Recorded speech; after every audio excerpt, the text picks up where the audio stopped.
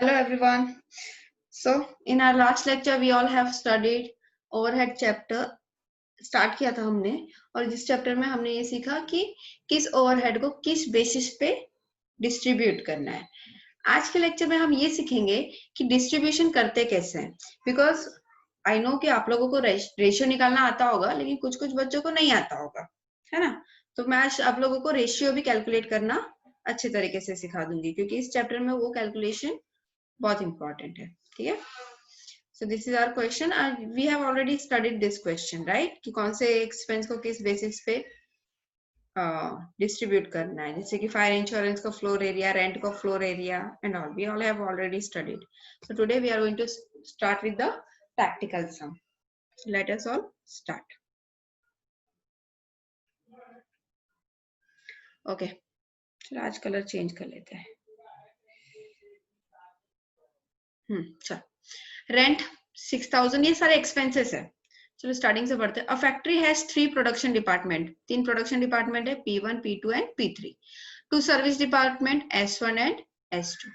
okay, the following overheads and other information are expected from the books for the month of January 2014। okay, expense क्या है? Rent है 6000, repair 3600, depreciation 2700, lighting 600, supervision 9000, fire insurance for stock 3000, ESI contribution 900 and power 5400। ये सब क्या है? हमारे expenses है। ठीक है, अब हमें क्या देखना है? जो डिटेल्स दिए हैं, okay, about the department. Detail किसके किसके है? P1, P2, P3, मतलब ये क्या है? हमारे तीनों प्रोडक्शन डिपार्टमेंट। ठीक है, S1 एंड S2 क्या है? हमारे सर्विस डिपार्टमेंट। सबसे पहले क्या दिया गया है? Area square feet. Area square feet 400 square feet, production department 300, 270, 150 and 80। ये जो है ना स्टूडेंट्स, ये है हमारे पास रेशियो। रेशियो कैसे कैलकुलेट करते हैं? वेट, मैं आपको बताती हूँ। सबसे पहले क्या दिया है? 400, उसके बाद क्या है? 300 एंड 270। यहाँ पर लिख लेंगे हम 300, यहाँ पर लिख लेंगे 270। नेक्स्ट क्या है? 150 एंड 80, यहाँ पर आ जाएगा 150 एंड 80। सबसे पहले हम सब में से 0 0 कट कर लेते हैं। ठीक है, सबके पास एक एक 0 तो है ना। याद रखना स्टूडेंट, अगर तुम 0 कट कर रहे हो तो एक अगर कट कर रहे हो तो सब में से एक एक कट होना चाहिए। ऐसा एक भी डिजिट नहीं होना चाहिए जिसके पास 0 नहीं है।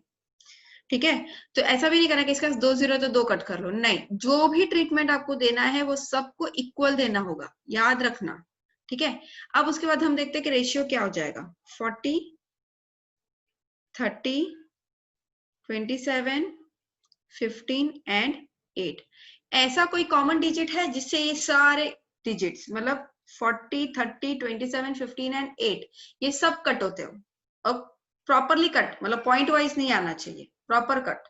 ऐसा कोई भी डिजिट है? सपोज मैं 10 से डिवाइड करती हूँ तो ये 4 हो जाएगा, 3 हो जाएगा, लेकिन ये तो 2.7, ये 1.5, ये तो 0.8 नहीं। अच्छा, डिवाइडेड बाय 2 भी नहीं कर सकते क्योंकि 27 है ना। ये 15 है, नहीं कर सकते। डिवाइडेड बाय 3 नहीं कर सकते क्योंकि 40 डायरेक्टली नहीं जाएगा, 27, 15 और 30 जाएगा, 8 नहीं जाएगा। तो अब यानी कि कोई और कॉमन डिजिट बचा ही नहीं है, तो जाने देते हैं। अब हम क्या करेंगे? इसी का रेशियो निकाल देंगे। ठीक है, ये तुम्हारा रेशियो है। 40 प्लस 30 कितना हो गया? 70। 70 प्लस 27 97। 97 प्लस 15 कितना हुआ? 112। 112 प्लस 8 आ जाएगा 120। ये टोटल बहुत जरूरी है, मैं तुम्हें बताऊंगी क्यों। ठीक है, चलो नेक्स्ट है number of workers. Number of workers क्या है? 54, 48, 36। चलो मैं लिखती हूँ यहाँ पर हेडिंग में लिख दो नंबर ऑफ वर्कर्स। ठीक है, और ये क्या था? हमारा फ्लोर एरिया था क्या? हाँ, एरिया था, तो यहाँ पर लिख देते एरिया। ठीक है, तो जब जब एरिया निकालना होगा तो हम ये वाला रेशियो देखेंगे। ठीक है, अब नंबर ऑफ वर्कर्स के लिए क्या क्या है? 54, 48, 36। 54, 48, 36, 24, 18। 24 एंड 18। ओके, ऐसा कोई नंबर जिससे सब कट होते होंगे? 2 से तो मेरे ख्याल से सब कट होंगे, बट 2 से भी बड़ा कोई एक डिजिट है जिससे सब कट होते होंगे, होते हैं, that is 6। Okay 54 divided by 6 कितना आएगा 9 48 डिवाइडेड बाय 6 कितना आएगा 8 36 divided by 6 6 24 divided by 6 4 18 divided by 6 3 अब इसके बाद नहीं कट हो सकता क्योंकि 9 8 6 4 3 ये सारे डिजिट एक किसी भी डिजिट से कट नहीं होंगे हमने किसे कट किया 6 से लेकिन 6 से हमें सब कट होना चाहिए ये भी ये भी ये भी ये भी और लास्ट का 18 भी कोई भी एक डिजिट रहना नहीं चाहिए स्टूडेंट्स याद रखना रेशियो का यही रूल है अब 9 अब ये सब नहीं कट हो सकते और तो इसी का रेशियो निकालो 9 is to 8 is to 6 is to 4 is to 3 अब इसका टोटल निकालो 9 प्लस 8 17 17 प्लस 6 23 23 प्लस 4 27 27 प्लस 3 30 चलो एक बार कैलकुलेटर में भी कर लेते हैं 9 प्लस 8 प्लस 6 प्लस 4 प्लस 3 हाँ 30 बराबर है ठीक है ये हमारा रेशियो है ऐसे करने से क्या होता है ना सम सॉल्व करने में थोड़ी आसानी हो जाती है और कुछ नहीं तुम चाहो तो तुम डायरेक्टली इसका भी रेशियो निकाल सकते हो 54 is to 48 is to 36 is to 24 is to 18 फिर इसका टोटल निकालो लेकिन क्या ना फिर कैलकुलेशन थोड़ा हेक्टिक हो जाएगा और कुछ नहीं इसलिए हम इसको कट कर देते हैं आई होप आप लोगों को समझ में आ गया होगा अब थर्ड देखते हैं वेजेस वेजेस कितना है 18,000 15,000 12,000 9,000 6,000 सॉरी हाँ वेजेस यहाँ पर लिख देते हैं वेजेस कितना है 18,000 15,000 12,996 12,000 9,000 and 6,000 students we all can see कि सबके पास 3-3 जीरो है 3-3 जीरो मतलब कॉमन 1000 वाली जीरो सबके पास है तो कट कर दो ऐसा नहीं एक में से 3 कट करना तो एक में से 2 तो एक में से 1 नहीं 3 तो 3 सबके पास है ना कट हो गया ओके चलो अभी आ गया 18 15 12 9 एंड 6 है ना अब ये भी एक कॉमन डिजिट से कटेगा वो होगा 3 से है ना 6 से 9 नहीं जाएगा 12 जाएगा 15 नहीं जाएगा तो 3 से सब जाते हैं 3 6 जा 18 3 5 जा 15 3 4 जा 12 3 3 जा 9 3 2 जा अब बस अब इसके आगे और कट नहीं हो सकता ठीक है इससे ज्यादा और कट करना पॉसिबल नहीं है चलो 6 प्लस 5 11 प्लस 4 15 3 18 प्लस 2 20 ये रेशियो याद रखना है हमें ठीक है चलो नेक्स्ट रेशियो वेजेस के बाद वैल्यू ऑफ प्लांट यहाँ पर लिख लेते हैं वैल्यू ऑफ प्लांट क्या वैल्यू आया 72,000 54,000 72,000 54,000 72 48 and 6 48,000 and 6,000 लास्ट में आ गया डैश स्टूडेंट ऐसा जरूरी नहीं कि हर किसी का प्लांट हो सकता है सर्विस 2 को मशीन और प्लांट की कोई जरूरत नहीं थी तो वहां पर नहीं रखेंगे कोई बात नहीं डिस्ट्रीब्यूशन होते वक्त भी हम लोग फिर S2 को नहीं देंगे सिर्फ S1 तक ही डिस्ट्रीब्यूट करेंगे ठीक है अब यहाँ पर तुम्हें कॉमनली क्या दिख रहा है सबके पास 3-3 जीरो है तो कट कर देते 3-3 जीरो ठीक है अब क्या बचा 72 54 48 एंड 6 सबसे छोटा नंबर 6 है और 6 से देखो सब कट रहे हैं क्या यस तो 72 डिवाइडेड बाय 6 कितना आएगा 12 54 डिवाइडेड बाय 6 आई थिंक 9 आएगा 48 डिवाइडेड बाय 6 8 और ये 6 डिवाइडेड बाय 6 1 ठीक है टोटल कर लो 12 प्लस 9 21 प्लस 8 29 प्लस 1 30 ठीक है तो इससे कितना आसान हो गया हमारा रेशियो वही तुम 72,000 प्लस 54,000 कर रहे होते तो पूरा तुम्हारा मल्टीप्लिकेशन किधर जाता था पता नहीं और प्रॉब्लम भी बहुत होता था ठीक है चलो अब क्या है वैल्यू ऑफ प्लांट हो गया stock value and horse power of plant ठीक है चलो ये दोनों भी निकाल लेते हैं एक मिनट क्या था स्टॉक वैल्यू 45,000 27,000 एंड 18,000 45 27 18 ओके चलो लिखो स्टॉक वैल्यू क्या है 45,000 27,000 प्लस 18,000 ठीक है यही है ना 45 27 18 ओके सॉरी S1 और S2 को जरूरत नहीं थी स्टॉक की, तो उन लोगों को दिया ही नहीं, ये सिर्फ P1, P2 एंड P3 के लिए ये, ठीक है। 3 0 कट कर लो। अब क्या हो गया 45, 27, 18, ठीक है। ये किससे जाएगा, 3 से कॉमनली कटेगा ये, नहीं 9 से, हाँ 9 से भी कटेगा, तो 9, 45 डिवाइडेड बाय 9 5, 27 में 3 टाइम्स और ये 2 टाइम्स, ठीक है। 9 से कॉमनली कट रहा है, मतलब बड़े से बड़ा ऐसा कौन सा डिजिट है जिससे सब कट रहे हैं, तो वो 9 ही है ना। 6 से भी जाता, 6 से नहीं जाता, 27 नहीं आता 6 में, 3 से जाता, लेकिन सबसे बड़ा डिजिट 9 है, तो ये 9 से कट किया तो 5 3 2 आ गया। ऐड कर लो 5 + 3 + 2 10, ठीक है। ओके चलो नेक्स्ट क्या है, हॉर्स पावर। हॉर्स पावर कितना है, HP लिख देती हूँ मैं, ठीक है। HP कितना है 600, 400, 300, 600, 400, 300, 150 एंड 50, इतना ही है ना, पर चेक कर लेते हैं 150 एंड 50। ओके चलो, अब यहाँ पर एक एक जीरो सबके पास है, इन सबके पास भले ही 2 है लेकिन इनके पास नहीं है ना, तो एक एक जीरो सब में से कट कर लेंगे, ठीक है। अब ऐसा कोई डिजिट जिससे सब कट रहे हो, जैसे सबसे छोटा डिजिट 5 है, 5 से सब कट रहे हैं क्या, कटेंगे कैसे, ये यहाँ पर आ जाएगा 12, हाँ 12 आएगा, यहाँ पे आएगा 8, यहाँ पे आएगा 6, यहाँ पे आएगा 3, यहाँ पर आ जाएगा 1, है ना। ओके तो अभी इसको टोटल कर लेते हैं हम लोग, 12 + 8 + 6 + 3 + 1, टोटल कितना आ गया 30। ये टोटल का भी बहुत बड़ा इंपॉर्टेंस है, तुम्हें समझ में आएगा बाद में। इतना समझ में आया कि हमने रेशियो कैसे निकाला है, ये तुम्हारा वर्किंग नोट है स्टूडेंट्स, और ये कैलकुलेशन आना ही चाहिए तुम्हें, ठीक है। ओके ओके चलो अब हम कैलकुलेट करते हैं सम में।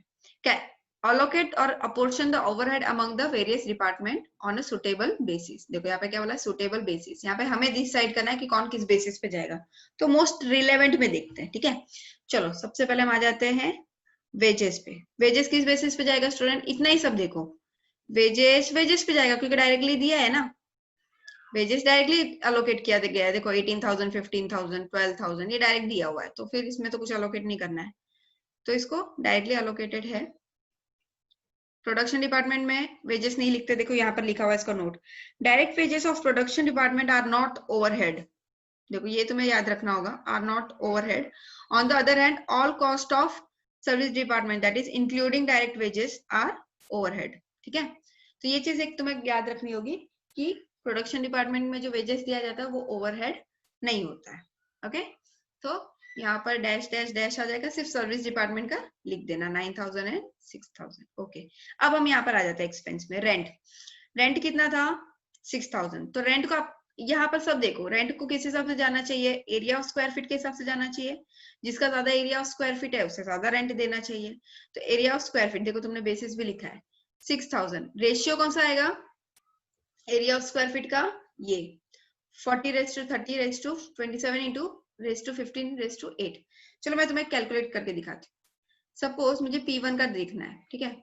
P1 के लिए क्या है 40, तो यहाँ पर क्या आएगा 40 डिवाइडेड बाय टोटल कितना था 120 इनटू किसको डिवाइड, किसको हमें डिवाइड करना है सब में 6,000 ना, अमाउंट यहाँ पर 6,000 है रेंट का, देखो रेंट का अमाउंट 6,000 है, तो चलो करते हैं 40 डिवाइडेड बाय 120 इनटू 6,000, कितना आ गया 1,000, यहाँ पर अमाउंट आ रहा है 1,999.99, तो इसको हम लोग ऑन एन एवरेज 2,000 कर लेते हैं, ठीक है। देखो यहाँ पे भी 2,000 आ गया ना, देखो यहाँ पे भी 2,000 किया हुआ है, ठीक है। चलो नेक्स्ट भी कर लेते हैं P2, कहाँ पर जगह है,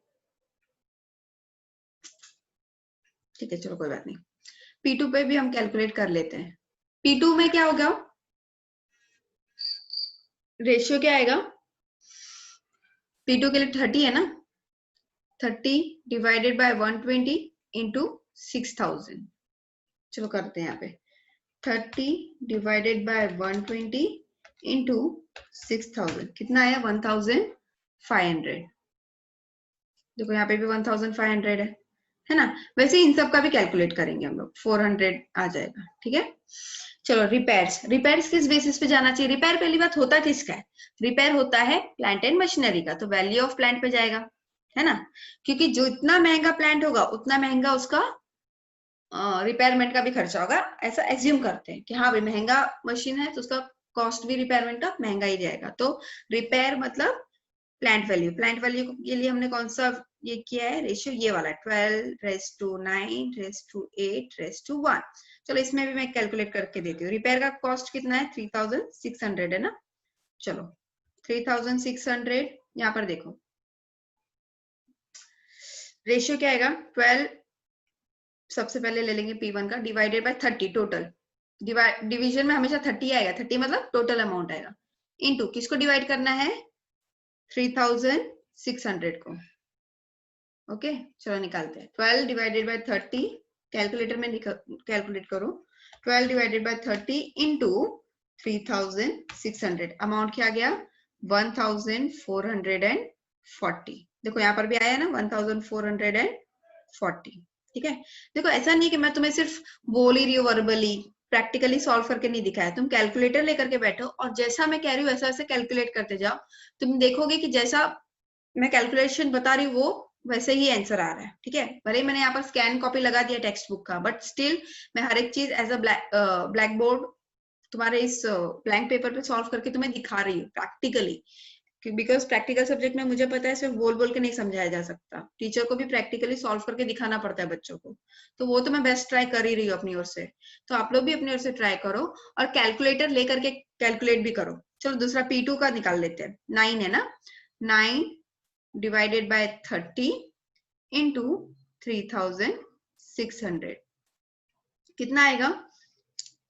9 डिवाइडेड बाय 30 इंटू 3600 आ जाएगा 1080। देखो यहाँ पे भी उतना ही होगा, देखो आ गया ना 1080। ठीक है, तो ऐसे ही कैलकुलेट करना है हमें। अच्छा प्लांट वैल्यू देखो तुम अगर तुमने देखा होगा प्लांट वैल्यू सिर्फ P1 P2 P3 और S1 के पास ही था, तो S2 में यहाँ पर भी तुम्हें डैश कर देना है। ठीक है, रिपेयरिंग का खर्चा S2 नहीं देगा, क्योंकि वो बोलेगा जब मेरे पास प्लांट ही नहीं है तो फिर मैं क्यों खर्चा दूं रिपेयरिंग का। Getting my point? तो ये सारी चीजों पे आप लोगों को ध्यान देना होगा कि जिसके पास वो बेसिस ही नहीं है तो उसका खर्चा क्यों दे गया। ठीक है, चलो नेक्स्ट डेप्रिसिएशन। डेप्रिसिएशन किसका होता है? प्लांट का ही होता है ना, मशीन का, तो वो भी प्लांट बेसिस पे जाएगा। कितना है? 2700। चलो डेप्रिसिएशन में एक दिखा देती हूँ मैं तुम लोगों को। First I will need eraser.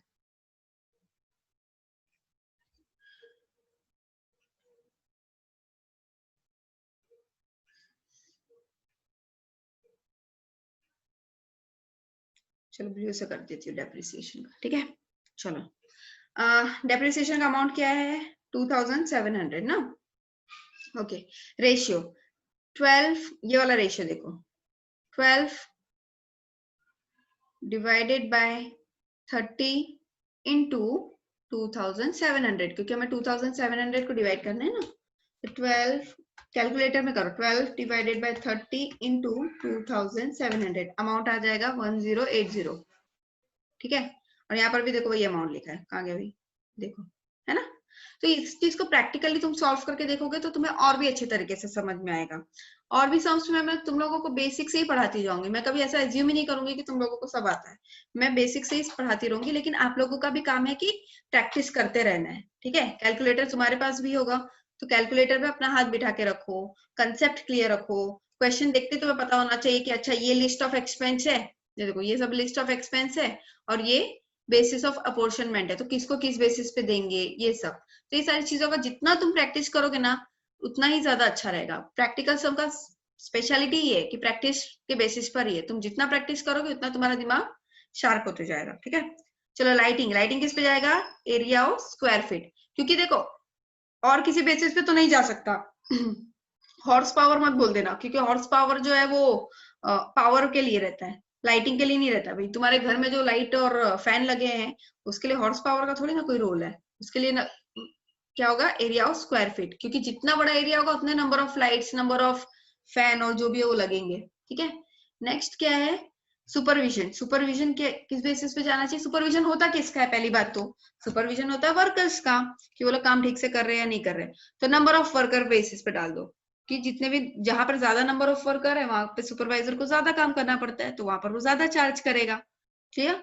Next क्या है, फायर इंश्योरेंस। फायर इंश्योरेंस होता किसका है, पहली बात तो तुम ये सोचो, फायर इंश्योरेंस किसका होता है, वर्कर्स का नहीं, और किसका होगा, फायर इंश्योरेंस होता है स्टॉक का, क्योंकि स्टॉक में ही आग लग जाती है ना भाई, हमारा स्टॉक बर्बाद हो जाएगा, तो इसलिए उसको लेते हैं स्टॉक वैल्यू पे। जिस डिपार्टमेंट के पास ज्यादा स्टॉक होंगे वो ज्यादा खर्चा लेगा, जिसके पास कम होंगे वो कम खर्चा लेगा। ईएसआई कॉन्ट्रीब्यूशन, ईएसआई कॉन्ट्रीब्यूशन के लिए देखो नंबर ऑफ वर्कर्स पे भी जाता है, नो डाउट, बट सबसे पहले हम प्रेफरेंस किसको देंगे, वेजेस को। अगर वेजेस नहीं दिया होगा तो फिर नंबर ऑफ वर्कर बेसिस पे डाल देते हैं। चलो इसको मैं कैलकुलेट करके दिखाती हूँ, ठीक है, ये वाला एक कैलकुलेट कर लेते, सॉरी इधर है 900। ईएसआई कॉन्ट्रीब्यूशन वेजेस, वेजेस का कहाँ निकाला है मैंने, यहाँ पर है, ये देखो ये वाला रेशियो है ना। चलो P1 का कैलकुलेट करूं, P1 6 डिवाइडेड बाय टोटल कितना है 20 इनटू अमाउंट क्या था भाई 900, 900। ठीक है, चलो 6 डिवाइडेड बाय 20 इनटू 900 कितना आएगा 270। 270 कहाँ जाता है, अपना डिपार्टमेंट, प्रोडक्शन डिपार्टमेंट 1 में जाता है। अच्छा स्टूडेंट, यहाँ पर देखो, मैंने यहाँ पर इसे राउंड ऑफ किया है ना, 1999 को राउंड ऑफ करके 2000 कर दिया। अभी ऐसा होना चाहिए, तुम्हें एंड में ये भी देखना होगा कि अगर तुम राउंड ऑफ कर रहे हो ना, तो तुम्हारा एंड का टोटल सेम आना चाहिए। मतलब ये 15,000 है तो यहाँ पर इन चारों का टोटल भी 15,000 आना चाहिए, ये सब। क्योंकि अगर तुमने पॉइंट वाइज कहीं आगे पीछे किया है तो कहीं और कम भी कर देना, कहीं पे बढ़ाया है तो कहीं पे कम भी तुम्हें करना पड़ेगा, तो ये सब चीजों का थोड़ा ध्यान देना। ठीक है, ओके। पावर को किस बेसिस पे डालेंगे, हॉर्स पावर। हॉर्स पावर का मैं बता दूं तुम्हें, कहाँ है भाई हॉर्स पावर, हाँ इधर है। अमाउंट क्या है 5400। ओके चलो यहाँ पे देख लेते हैं। चलो यहाँ पर मैं तुम्हें सर्विस डिपार्टमेंट का दिखा देती हूँ, ये वाला रेशियो में। ठीक है, बहुत हो गया P1 P2। चलो S1 S2 दिखा देती हूँ। S1 क्या है 3 डिवाइडेड बाय टोटल क्या है 30 इनटू अमाउंट क्या था, मैं फिर से भूल गई, 5400 है ना, अमाउंट ये था 5400। कैलकुलेट करते हैं। चलो S2 का क्या था 1 है ना, यहाँ पर S2 के लिए 1 है, 1 divided by 30 into 5400। Okay, 3 divided by 30 into 5400 कितना आया 540। ठीक है, S2 के लिए 1 डिवाइडेड बाय 30 इंटू 5400, अमाउंट आ गया 179.99। ठीक है, जिसे मैं बना दूंगी अभी 180, चलेगा भाई 0.99 आ रहा है इतना भी, वो भी 99 भी एंड तक जा रहा है, तो मैंने इसे बना दिया 180। ठीक है, यहाँ पर मैंने कैलकुलेट किया, पीछे चेक कर लेते राइट है कि रॉन्ग है, कहाँ गया भाई, ये देखो 540 एंड 180 आ गया। तो यानी कि रेशियो एक बार तुम्हें कैलकुलेट करना आ गया ना, कहाँ गया भाई, ये देखो ये सब जो मैंने रेशियोस निकाले हैं, तुम्हें अगर ये कैलकुलेट करना आ गया तो तुम्हारा सम कैलकुलेट करना बहुत इजी हो जाएगा। और कभी भी किसी भी को भी रिलेट करने से पहले, जैसे कि इंश्योरेंस, इंश्योरेंस किसका होता है, अगर इंप्लॉइज इंश्योरेंस बोला होता तो वेजेस पे डालते थे, है ना, लेकिन सिर्फ इंश्योरेंस वर्ड यूज किया तो किसके लिए होगा, स्टॉक के लिए होगा, तो वैल्यू ऑफ स्टॉक बेसिस पे। पावर है तो वो हॉर्स पावर पे जाएगा। तो ये सारी चीजें बेसिक सी होती है, जो हम सीख लेंगे तो बहुत आसान होगा। उसके अलावा है रेशियो, जो कि मैंने आज तुम्हें सिखा दिया। ठीक है, नेक्स्ट लेक्चर में हम और भी सम सॉल्व करेंगे। तुम में से किसी स्टूडेंट को 100% समझ में आ गया होगा, किसी को थोड़ा कम समझ में आ गया होगा, नो वरीज। मैं नेक्स्ट लेक्चर में जो भी सम लूंगी मैं अगेन बेसिक से समझाऊंगी आप लोगों को। Okay, but till then practice करना ये सम खुद से भी सॉल्व करने की। ठीक है, तो तुम्हें हो सकता है ऑब्जेक्टिव में पूछेंगे कि ये एक्सपेंस किस बेसिस पे जा रहा है, दूसरा एक्सपेंस किस बेसिस पे अलोकेट करेंगे, तो ये तुम्हें ऑब्जेक्टिव में भी पूछ सकते हैं। जैसे मैं बोलूंगी कि कैंटीन, कैंटीन एक्सपेंस, 4 ऑप्शन दे दिया, कौन कौन से बेसिस पे, horse power, wages, number of workers, और एक और ऑप्शन दे दो एरिया, स्क्वायर फीट।